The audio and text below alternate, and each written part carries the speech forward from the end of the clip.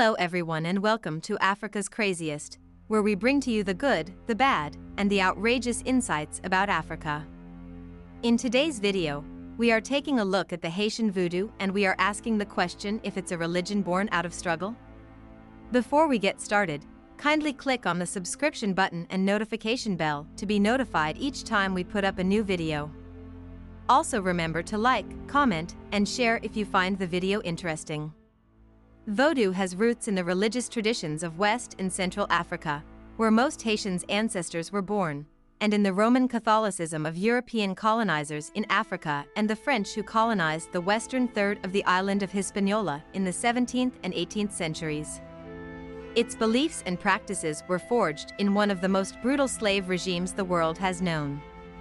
The religion honors a supreme creator god who is considered too remote to reach directly.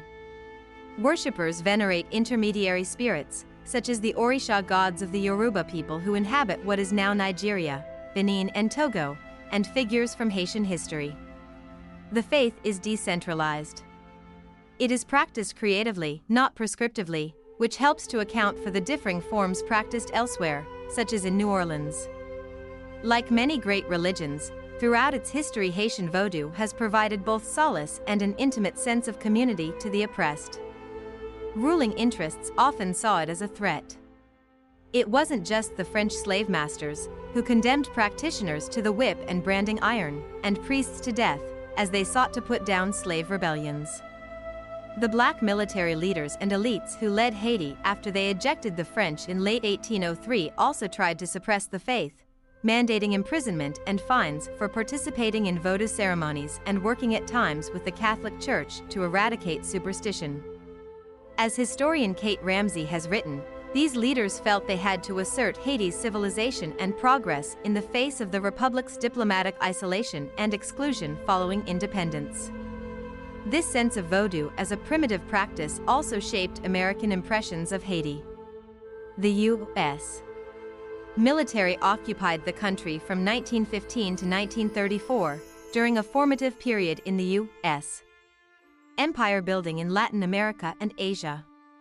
Marines who served on the island, and journalists who covered them, returned with lurid tales of what they called voodoo and characterized as black magic.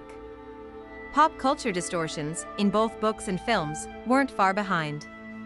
In 1932, the year after Bela Lugosi starred in Dracula, he played an evil sorcerer in Haiti named Murder Legendre in White Zombie.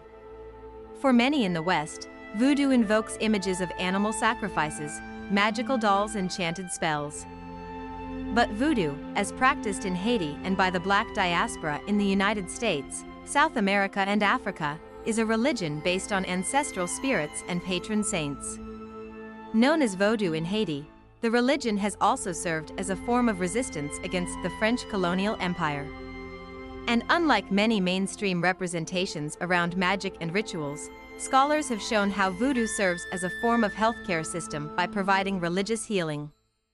Far from B-movie cliches, Vodou is a spiritual system and a way of life, but even in Haiti, where it became an official religion, it faces prejudice and hostility. Haiti, the saying goes, is 70% Catholic, 30% Protestant, and 100% Vodou. Vodou is everywhere in the Caribbean nation, a spiritual system infusing everything from medicine and agriculture to cosmology and arts. Yet it is almost nowhere to be seen. Ceremonies are not just expensive, but targets of hate crime. Nowadays, some say, Vodou is in danger. A religion born out of struggle? In 2010, 2 days after the catastrophic earthquake that killed up to 316,000 people in and around Port-au-Prince, New York Times columnist David Brooks blamed the influence of the voodoo religion as first among a web of progress-resistant cultural influences that had made Haiti vulnerable and impoverished. But Vodou has won respect, if grudgingly. In 2003, the Haitian government formally recognized it as an official religion alongside other faiths. Precise statistics are hard to come by, but it is commonly estimated that more than half the Haitian population practices it. Many Vodouisants refer to their faith as service loi, or service to the spirits. Ancestor worship is a bedrock element of the faith. So is transpossession by the spirits, which is aided by the complex, sacred rhythms of master drummers.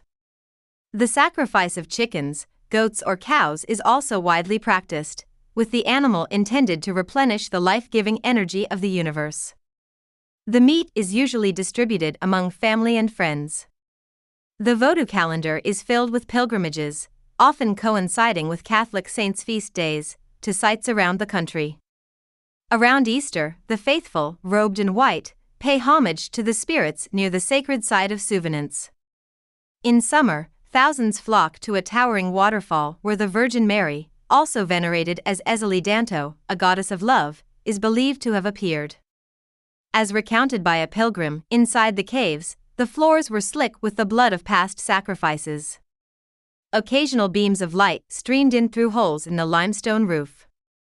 In the darkest recesses, candles cast orange light onto walls that fluttered with small papers bearing written prayers. A woman dressed in red held up a chicken, an offering to Ogufiri, a god of iron and war, a divinity drawn directly from West African traditions and often represented by the icon of St. James the Greater. Some sang to spirits such as Dambala and Ayada Wedo, the snake and rainbow, and Baron Samedi, spirit of the dead. A woman's voice rose to praise the spirit of the forest as a chorus chanted behind her. Other pilgrims sang of ritually cleansing themselves with river water. Some went into trances, their bodies providing a medium for Loa to dwell in the caves. Haitian Vodou was born from the blending of Catholicism, Western and Central African spirituality. In addition, scholars assert that the religion was influenced by escaped slaves who wanted to inspire rebellions under a common spiritual identity. In later years, from 1835 to 1987, the Haitian government banned voodoo under laws that prohibited ritualistic practices. However, as historian Kate Ramsey points out, the laws were almost impossible for the Haitian government to implement. As early as the 19th century, voodoo had already become a dominant belief system, even influencing elite culture, even if secretly. Haitian elites could not openly support the religion. The Catholic Church based in Rome forced Haiti to adopt Roman Catholicism as its official religion. Over the years, several anti-voodoo campaigns were launched by the Catholic and Protestant churches. Systematic attacks on voodoo temples and voodoo objects over decades paved the way for this religion to become predominantly associated with sorcery. The contemporary status of voodoo.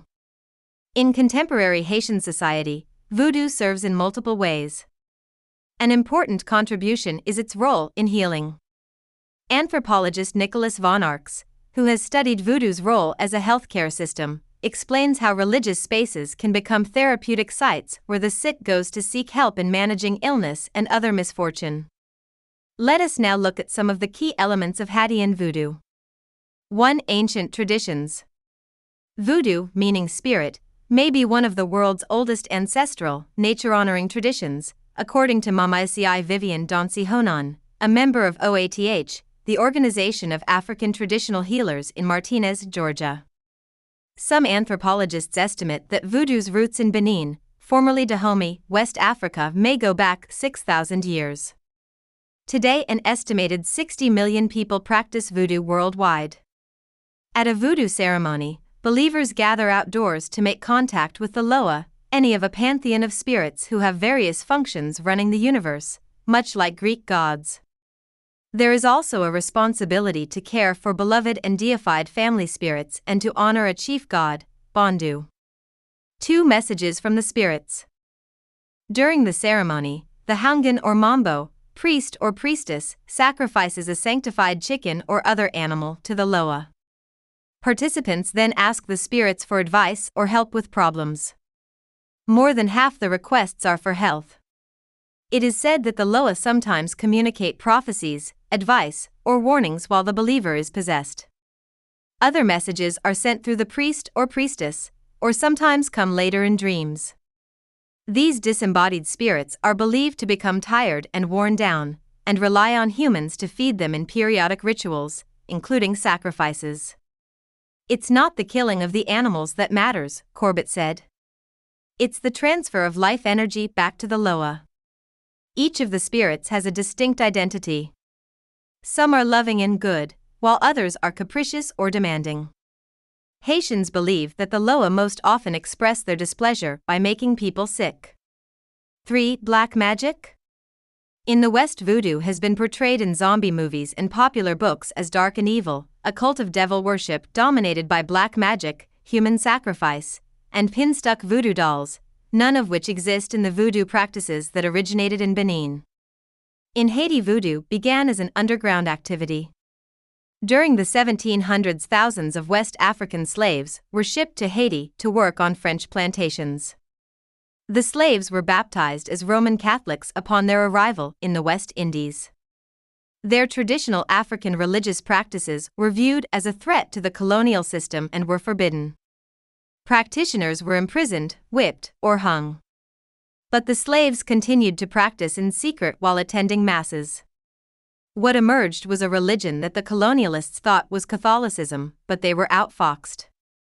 4. Hybrid rituals. It was easy to meld the two faiths, because there are many similarities between Roman Catholicism and Voodoo.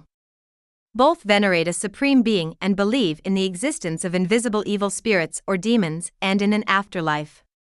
Each religion also focuses its ceremonies around a center point, an altar in Catholicism, a pole or tree in Voodoo. Their services include symbolic or actual rituals of sacrifice and consumption of flesh and blood. Many of the Loa resemble Christian saints, endowed with similar responsibilities or attributes. For example, Legba, an old man, is said to open the gates between earth and the world of the Loa, much like St. Peter traditionally throws wide the gates to heaven. But there are differences. Westerners tend to believe in free will and personal choice. Not so in Voodoo. The Haitian people have a view of the world that is unimaginably different from ours. The Loa are believed to determine our lives to an astonishing degree, he explains, and they are always present in great numbers. There might be 2 people in a room, but there are also 20 Loa. Our view is dominated by physical, touchable reality. In Haiti, the spirits are as real as your wife or your dog. Like any other religious practice, Voodoo brings great benefits. Participation in Voodoo ritual reaffirms one's relationships with ancestors, personal history, community relationships, and the cosmos. Voodoo is a way of life. If you enjoyed the video, please give it a thumbs up, subscribe to the channel, like, comment, and why not share it with your network. Thanks for watching, and see you in the next video on some of the craziest things about Africa.